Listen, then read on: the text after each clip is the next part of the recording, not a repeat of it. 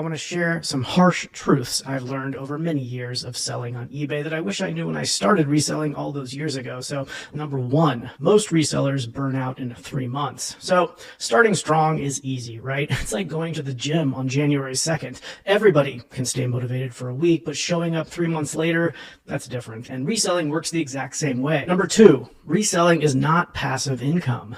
Every so often you'll hear somebody online talk about reselling like it's some kind of automated money machine where you make money in your sleep. And sure, maybe you do make some money while you're asleep, but only after you photographed and listed and packed and shipped and answered questions and dealt with returns and repeated that entire process a few thousand times. So yeah, sales can come while you're doing other things, which is cool, but that doesn't make it passive, right? That just means the net return on your work was delayed. Number three, doing this full time is hard.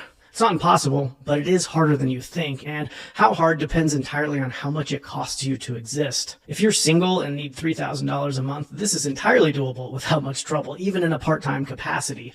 If you have a family and it takes like $15,000 a month to run the house, it gets a whole lot harder. Number four, growth doesn't scale linearly.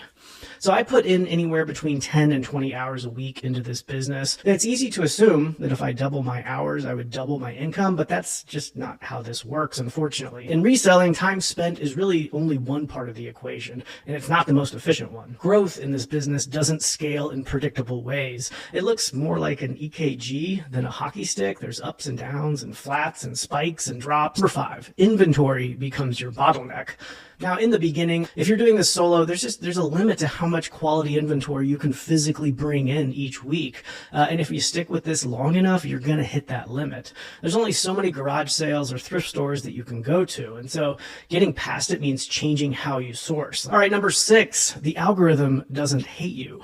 So it's easy to blame the algorithm, right? It's invisible, it's complicated, and it's conveniently not your fault. But let's clear something up. The algorithm, it isn't out to get you. If your listings aren't getting seen, it's not because you're being punished. It's because someone else's listings are more appealing for that particular buyer at that particular time for some reason. Number seven, slow sales are almost always your fault. Sorry, it's comforting to blame slow sales on things that are outside of your control, like the economy or the algorithm or Mercury in retrograde.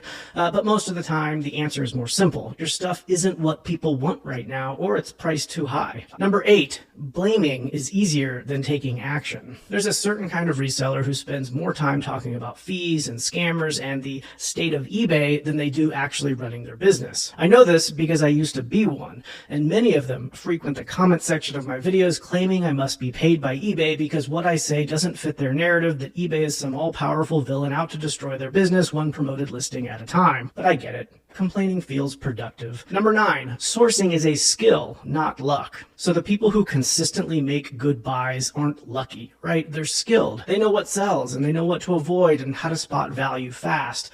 They understand how to quickly and accurately predict their margins. And like any skill, it can be learned. Number 10, listing every day doesn't fix bad buying. Now don't get me wrong, listing every day is a solid habit. It builds momentum and it keeps your store active and it helps you clear your backlog of unlisted inventory. But if what you're listing is overpriced or low demand or just junk, it's a waste of time. Daily listing doesn't magically make bad inventory good. It just makes your store bigger and harder to manage. Number 11, returns are a part of the job.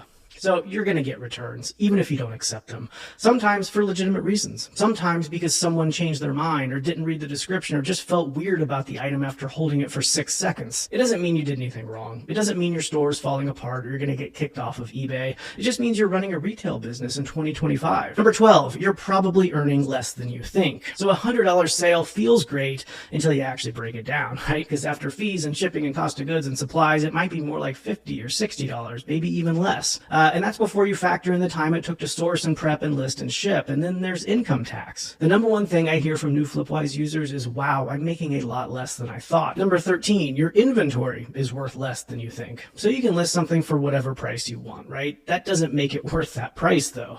Price is just a number that you picked. Value is what someone is willing to pay. If nobody's biting, your pricing is just probably wrong. Number 14, cheap tools are expensive. That $20 scale that shuts off every 30 30 seconds, it's not saving you money. It's slowing you down and causing mistakes and making every little task feel more annoying than it needs to be. Number 15, you have to spend money to make money. This is cliche, but for a reason, right? A lot of sellers get stuck in the $1 to $5 mindset when sourcing, and I definitely did when I first started out.